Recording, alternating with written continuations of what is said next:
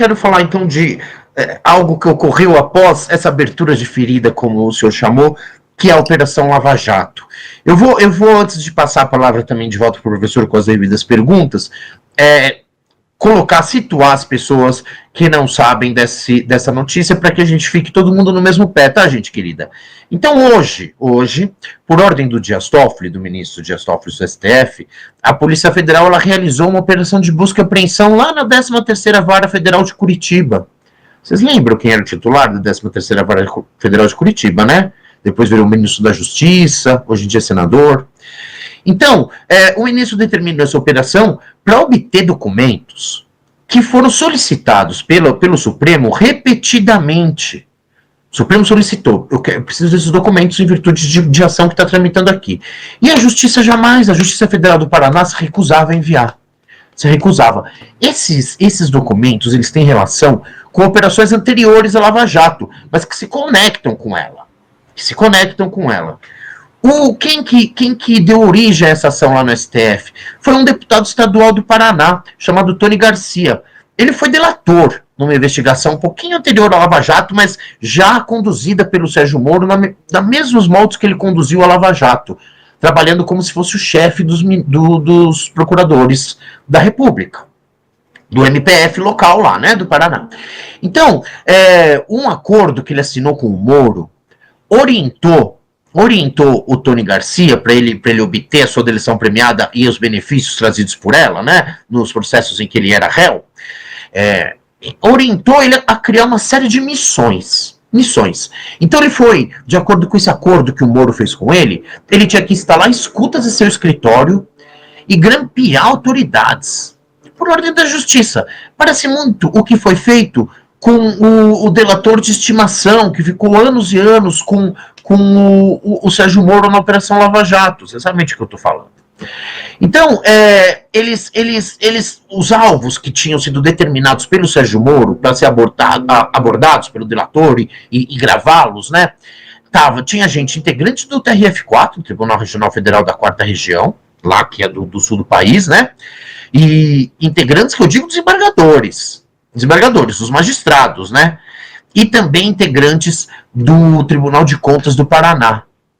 Então o Moro falou, olha, eu vou até te dar aqui os benefícios de uma delação premiada, mas você vai ter que usar escuta, vai ter que grampear sua sala e receber esses caras e produzir prova para mim. Foi isso que foi feito. O Tony, esse ex-deputado, ele falou ao Supremo que ele foi coagido a cumprir essas metas estabelecidas no acordo, abordando, inclusive, autoridades que estavam fora da alçada de um juiz federal. O Moro mandou ele fazer coisas que não eram para ser investigadas pelo próprio Vara Federal de Curitiba. Ficaria em outra alçada. O caso que a gente sabe disso é meio mais ou menos o que vazou, o que a gente ouve daqui aquele, porque tramita em sigilo.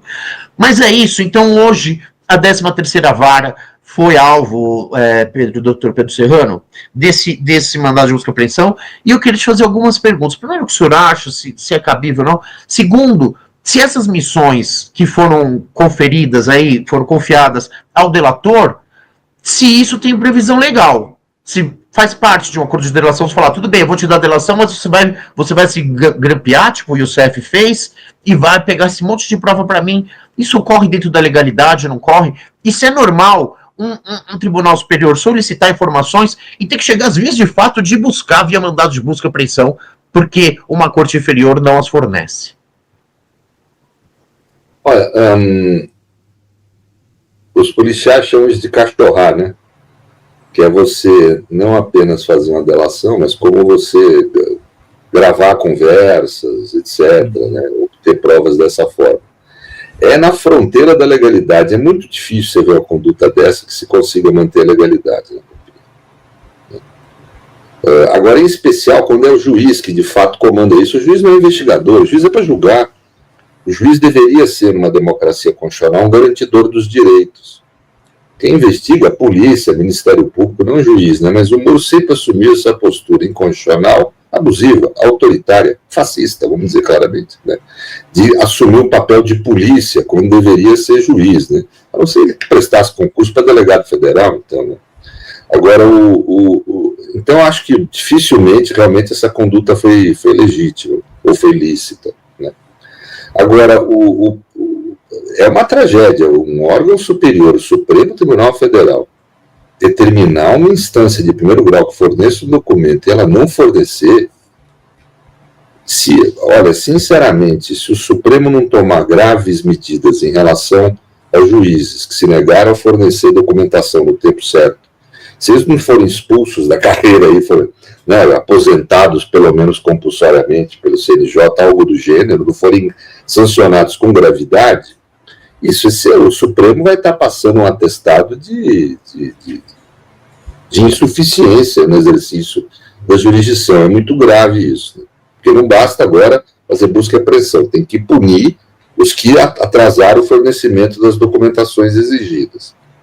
Até pelo seguinte, do jeito que essa 13ª vara no assunto Lava Jato e outros paralelos virou uma caixa preta, eu já não sei se não sumiram com o documento lá, eu não confio. Uma vara que não fornece ao Supremo Tribunal Federal documentos que ele pediu é inconfiável, pode ter sumido com documentos, sumido com processos, né?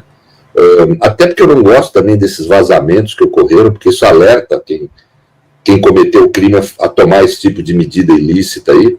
Então eu acho que a gente pode acabar não tendo eficácia essa medida pelo tempo que demorou, pelos vazamentos e principalmente porque é um lugar inconfiável, né? Assim, como guarda de documentos, etc., né? Então eu acho que a autoridade do Supremo, para se colocar como deve se colocar numa democracia constitucional, é para sair punindo todo mundo que tiver participado disso. Juízes, funcionários, auxiliares, assessores, todo mundo que teve alguma participação nessa postura em relação aos documentos tem que ser sancionado, a meu ver. Perfeito, perfeito. Muito bom. Muito bom.